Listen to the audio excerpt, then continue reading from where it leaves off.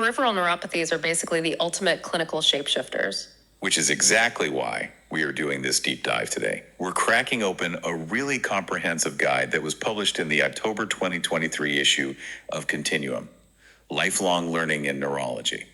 Specifically, we are exploring a clinical diagnostic framework designed by Dr. Peter H. Jin. And this framework is just so vital, whether you're, a medical student prepping for rounds, or maybe a patient trying to make sense of a confusing diagnosis, or just someone who wants to understand how the body actually works. You have to realize that symptoms like weakness or tingling, they are completely nonspecific. Nonspecific meaning they don't give you the answer right away. Right. Diseases with entirely different root causes can look identical on the surface. And to complicate things even further, conditions that have absolutely nothing to do with the peripheral nervous system can completely mimic nerve disease. Okay, let's unpack this a bit. Because if a patient walks into a clinic and just says, my feet tingle, that is essentially just a subjective complaint, right? Yeah, exactly. It's almost like getting an IT troubleshooting ticket that just says computer broken. Like, how does a doctor know if that tingling is from diabetes or, a genetic mutation passed down from a grandparent or some aggressive autoimmune attack? I love that computer broken analogy, actually, because it tells you there is an error, right? But it tells you absolutely nothing about the mechanism of the failure. So to figure out that mechanism, the very first tool a neurologist uses isn't a machine at all. Oh. What is it? It's the patient's history. Specifically, we are listening really closely for the pace of progression and the specific nerve fiber types involved. Okay, let's start with pace. Why does the timeline matter so much? I mean, a numb foot is a numb foot, isn't it? Not at all. The body systems operate at very different speeds. So if the symptoms have been creeping up slowly, like a chronic, gradual progression over months or even years, that tells us the nerves are likely being slowly starved or poisoned. Starved or poisoned. Yeah, and that points heavily toward toxic metabolic or genetic causes. So take high blood sugar from diabetes, for example. It slowly damages the micro blood vessels feeding the nerves over time. Okay, I see. Or a vitamin B12 deficiency that slowly impairs the nerve's ability to maintain itself. So a slow burn means a systemic, chronic issue.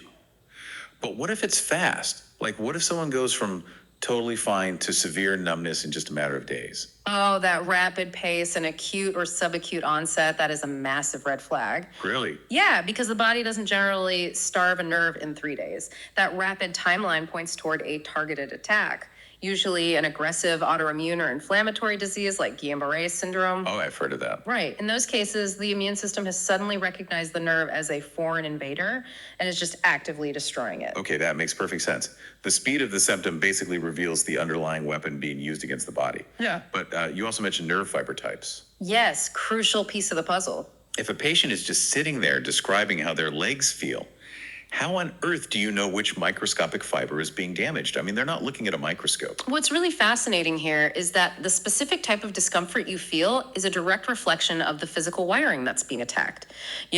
Our peripheral nerves are not all the same. Right. So if the disease is attacking the small nerve fibers, the patient typically reports what we call positive sensory symptoms. Wait, I assume positive in this context doesn't mean good, right? Like, it means something's being added to their sensory experience. Correct. Small nerve fibers are primarily responsible for transmitting pain and temperature. So when they are damaged and start misfiring, they create positive symptoms. We're talking burning pain, an electrical or shocking sensation, or allodynia. Allodynia, what's that? Allodynia is when a normal, non-painful touch, like just the weight of bed sheets resting on your toes, suddenly feels excruciating. Oh, wow. Because those specific small wires are basically short-circuiting and sending false pain signals to the brain. Exactly.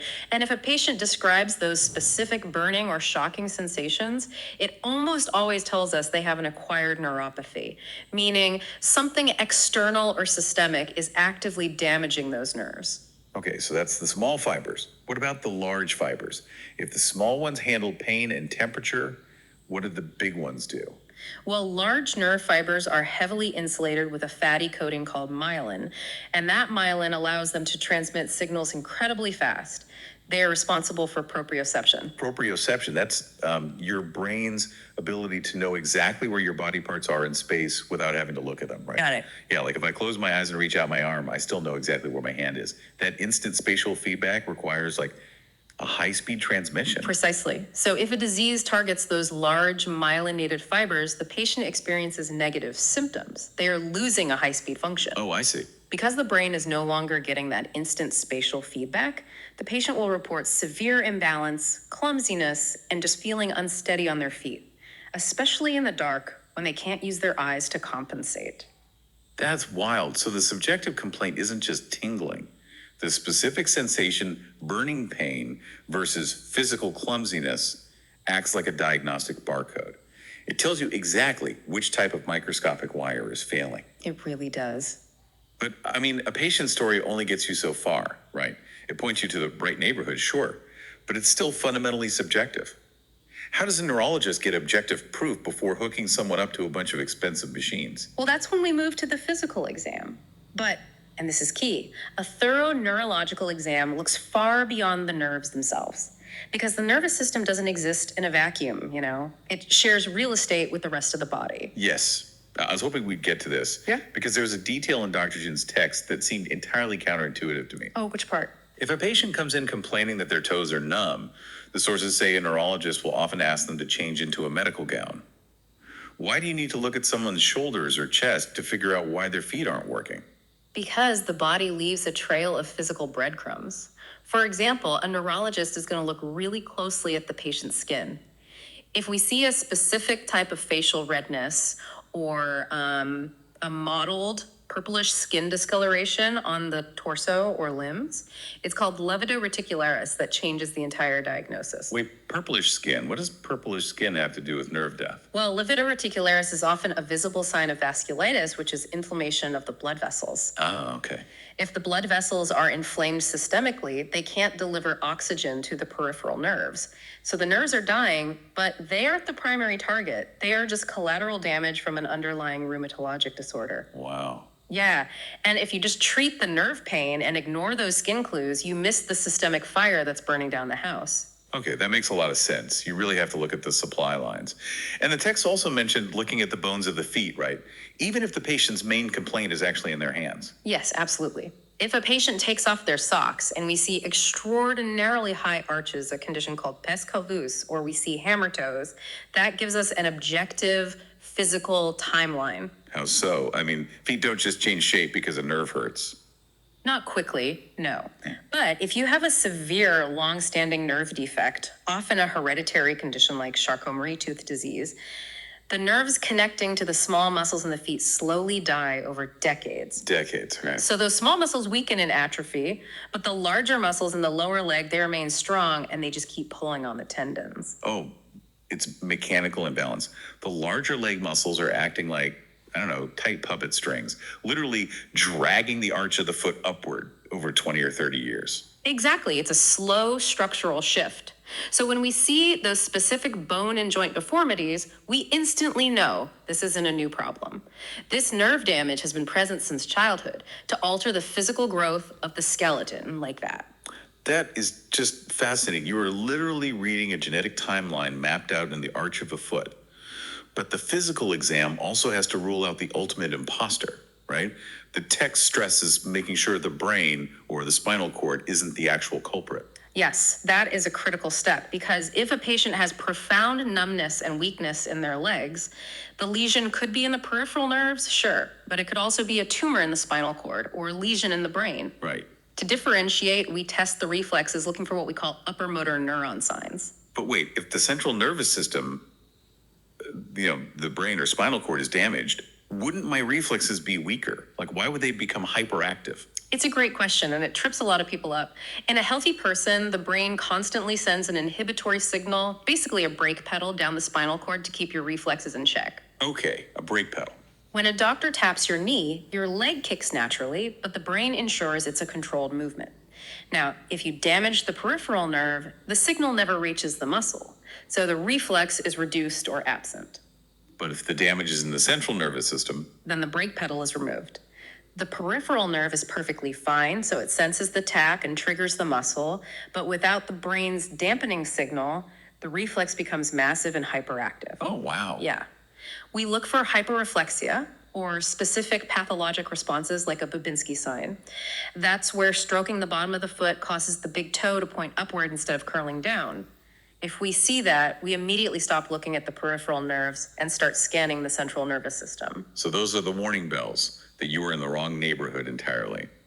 Which brings us to the actual clinical check engine lights. Yeah. What are the absolute red flags that tell a neurologist they're dealing with an immediate crisis? Well, the major red flags outlined in Dr. Jin's framework include rapid acute progression, which we already discussed. Right. Also, motor predominant involvement, meaning the disease is explicitly destroying muscle control rather than just causing sensory numbness.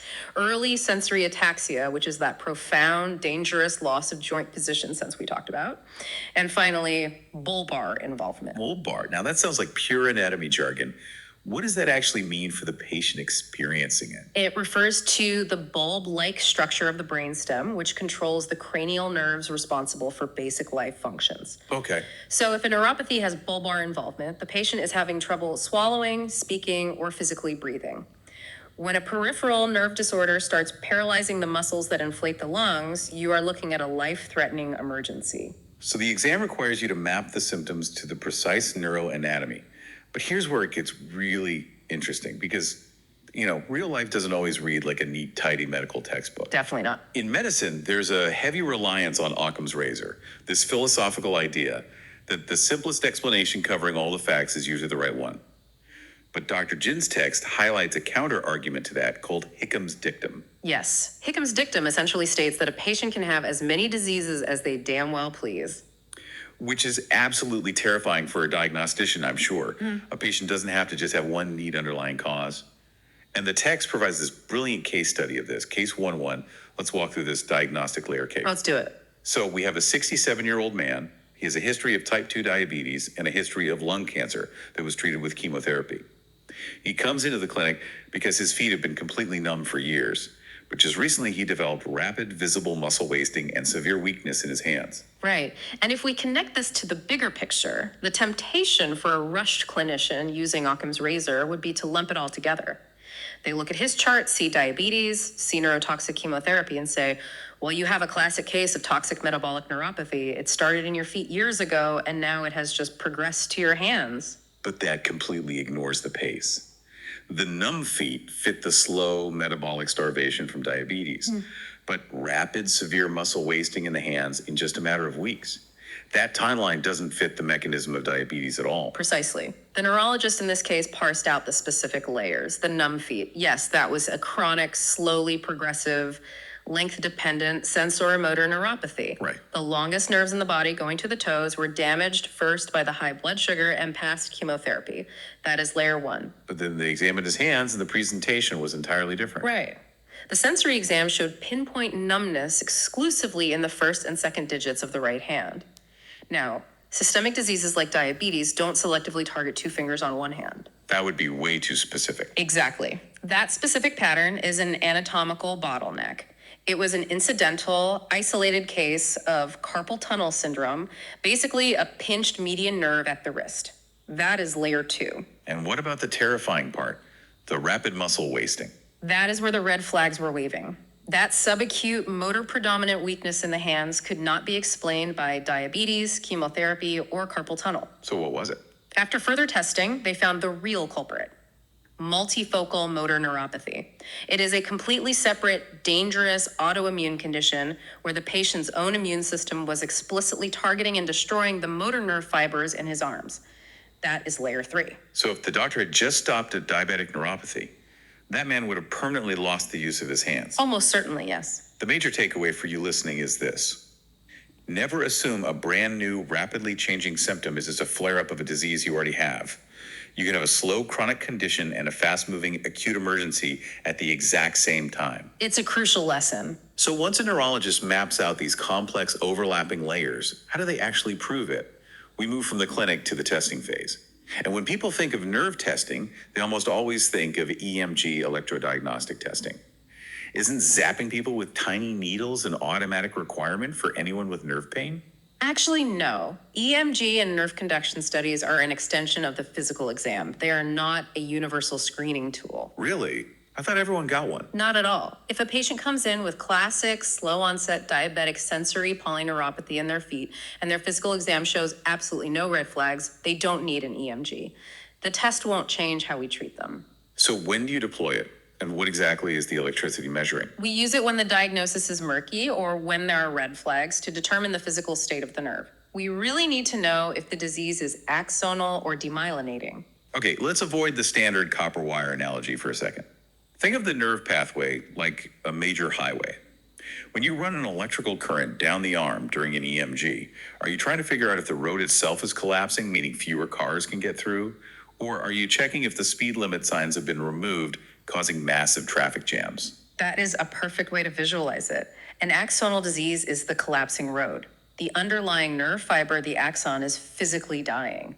On an EMG, this shows up as a reduced amplitude. Meaning a weaker signal. Exactly. The electrical signal is much weaker because there are literally fewer intact fibers to carry the current. And the demyelinating disease. That's removing the speed limit signs. The axon itself is intact, but the myelin insulation has been stripped away, usually by an autoimmune attack.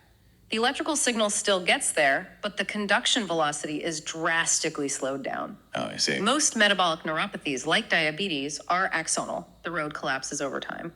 But autoimmune emergencies, like Guillain-Barré, are demyelinating the speed is suddenly lost. So the EMG checks the primary sensory and motor highways. But Dr. Jin's text also dives into autonomic testing, which sounds completely different. It is a critical subfield. The autonomic nervous system controls the background machinery you never think about: heart rate, digestion, and sweating. Stuff on autopilot. Right. Autonomic failure, or dysautonomia, is incredibly common in amyloidosis and severe diabetic neuropathies. To test this, we use specialized tools like QSART. QSART. How exactly do you test if a nerve can make someone sweat? Well, QSART stands for Quantitative Pseudomotor Axon Reflex Test. We apply a mild electrical current to a small capsule on the skin filled with acetylcholine. Okay. This forces the acetylcholine into the tissue, which artificially stimulates the local sweat glands. We then physically measure the exact volume of sweat produced. If the autonomic nerves are dead, the glands won't fire. That's so specific. It is. We can also put a patient in a climate-controlled thermoregulatory sweat testing room, coat them in a special powder that changes color when exposed to moisture, and slowly raise the room temperature. You're literally taking digital photographs to map out the geographic dead zones on their skin where the nerves have failed. That is wild. Now, moving from electricity and sweat to blood, you can't have a medical workup without blood tests. The text highlights a mandate from the American Academy of Neurology regarding the big three blood tests. Yes, this is huge. They stipulate that every single patient presenting with a sensory peripheral neuropathy must get 3 specific baseline tests.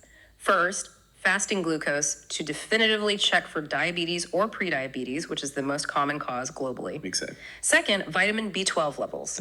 As we mentioned, B12 is vital for maintaining myelin, and a deficiency will cause severe spinal cord and peripheral nerve damage. But it is entirely reversible if caught early. Okay, glucose and B12 make perfect sense. They are broad systemic metabolic markers. But what is the third test looking for? Serum electrophoresis with immunofixation. Wow, that is quite a mouthful. What does that actually do? It is hunting for rogue plasma cells in the blood. Specifically, we're looking for a monoclonal gammopathy. Monoclonal gammopathy. Right. Sometimes a single clone of immune cells mutates and starts pumping out massive amounts of abnormal, useless antibodies. These heavy proteins can circulate in the blood and physically deposit into the peripheral nerves, clogging them up, or they can trigger an active immune attack against the myelin. So it's like a systemic pollution problem. Exactly. It is a vital screen because it can be an early warning sign for blood cancers or severe paraproteinemic neuropathies. Got it. So we've measured the electrical highways, mapped the sweat, and screened the blood for rogue proteins. But what if you just want to look at the nerve itself, like visually? We actually have tools for that on 2 entirely different scales. First, we use neuromuscular ultrasound to look at the large nerves beneath the skin. Ultrasound, like for a pregnancy. It's technology, yeah. If a patient has an axonal disease like diabetes, the physical size of the nerve usually remains normal. But if they have an active demyelinating autoimmune disease, the relentless inflammation causes the nerve to become visibly swollen and focally enlarged, which we can clearly see right there on the monitor. And if the ultrasound can only see the big highways, how do you check the microscopic dirt roads? You know, the small fibers we talked about at the very beginning. That requires a skin punch biopsy. We take a tiny 3 millimeter sample of skin, usually from the lower leg, and under a high-powered microscope, a pathologist physically counts the density of the unmyelinated intraepidermal nerve fibers. Literally counting them. Literally counting them. If the number of fibers per millimeter is below a certain threshold, we have undeniable physical proof of a small fiber neuropathy. So an EMG checks the big insulated cables, but you need a physical skin biopsy to see if the tiny uninsulated pain wires have been destroyed. You're utilizing entirely different tools for different scales of anatomy. Exactly. It's a very multi-layered approach. So what does this all mean? If we step back and synthesize this entire framework from Dr. Jin, diagnosing peripheral nerve disorders is not about ordering a blood test and waiting for a machine to spit out a binary answer. No, not at all. It requires a doctor to listen to the exact pace of the symptoms.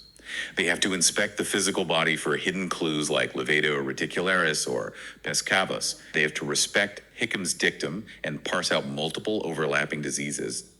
And only then do they deploy a targeted, high-tech toolkit of electrical conduction, sweat mapping, and physical biopsies. It truly is a masterclass in clinical reasoning. But, this raises an important question, and it is something the text forces the medical community to confront with a heavy dose of humility. Oh, humility, how? Well, despite this incredibly sophisticated diagnostic framework, up to 31% of distal polyneuropathies, meaning nerve death that starts at the furthest points, in the hands and feet are ultimately classified as idiopathic. Idiopathic, that's the medical term for we have absolutely no idea what is causing your pain, right? Yeah. You're telling me that after all of that mapping and testing, almost a third of cases remain a total mystery. Up to a third, yeah. And this is the provocative thought I want to leave you with today. When a neurologist calls a neuropathy idiopathic, are they actually looking at a disease with no cause? Or are they just looking at a gap in our current technology? That's a great point. Many conditions that were labeled idiopathic 20 years ago are now known to be adult onset genetic variations. As whole genome sequencing becomes cheaper, faster, and just integrated into routine care, how many of these mysterious, unsolved idiopathic neuropathies will suddenly become easily treatable? Hereditary mystery solved by the next generation of neurologists? The blueprint for their cure is likely hiding right there in their DNA. Medical science just hasn't learned how to read that specific page yet. Wow. The X-ray machine might still be broken when it comes to the peripheral nervous system, but the tools we are building to replace it, from genetic sequencing to reading the barcode of our own pain, they are getting sharper every single day. We want to thank you so much for joining us on this deep dive into Dr. Jin's diagnostic framework. Keep asking the hard questions, keep looking past the obvious answers, and as always, stay curious.